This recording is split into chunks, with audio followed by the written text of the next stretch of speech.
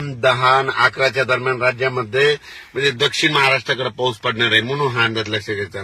पण राज्यात सांगायचं झालं तर म्हणजे सर्व राज्यात सांगायचं झालं तर 11 जून पासून म्हणजे 11 जून 12 13च्या नंतर राज्यातला पाऊस वाढत जाणार आहे म्हणून ह्या राज्यातल्या सर्व शेतकऱ्यांना लक्षात घ्यायचं. पूर्व विदर्भ पश्चिम विदर्भातल्या शेतकऱ्याला सांगू इच्छितो की तुमच्या भागाकडे म्हणजे 11च्या नंतर पाऊस 12-13 जूनच्या नंतर तुमच्याकडे पाऊस येणार आहे म्हणून तुम्ही तुमचा पेरणीचा निर्णय घ्यावा. त्याच्यानंतर दक्षिण महाराष्ट्रातल्या शेतकऱ्याला सांगू इच्छितो की दक्षिण महाराष्ट्राकडे म्हणजे तुम्हाला सांगायचं झालं तर आज म्हणजे 9 जून 10, 11, 12 तुमच्याकडे 9, 10, 11, 12 पासूनच पाऊस तुमच्याकडे चांगल्या प्रमाणात पडणार आहे म्हणून हा अंदाज लक्षात येतो.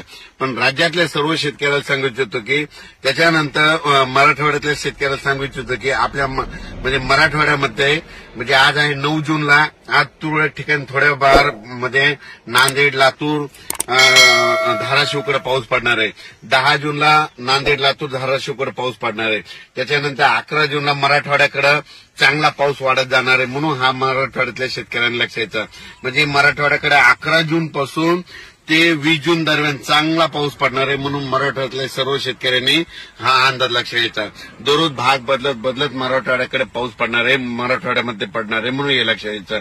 पण काय होणार आहे दररोज वेगवेगळ्या भागात पाऊस पडणार आहे आणि संपूर्ण मराठवाड्याच्या शेतकऱ्याची पेरणी देखील जूनच्या शेवटपर्यंत होऊन जाणार आहे म्हणून हे अंदाज लक्षात घ्यायचा. त्याच्यानंतर उत्तर महाराष्ट्रातल्या शेतकऱ्याला सांगू इच्छितो की तुमच्याकडे म्हणजे 12 जूनच्या नंतर म्हणजे 12 जून 13 पासून ते 20 जून पर्यंत दररोज वेगवेगळ्या भागात पाऊस पडणार आहे म्हणून उत्तर महाराष्ट्रातल्या शेतकऱ्यांनी हा अंदाज लक्षात घ्यायचा. त्याच्यानंतर पश्चिम महाराष्ट्रातल्या शेतकऱ्याला सांगू इच्छितो की तुमच्या पश्चिम महाराष्ट्राकडे म्हणजे आजच 9 जून पासून तर 20 जून पर्यंत दररोज वेगवेगळ्या भागात भाग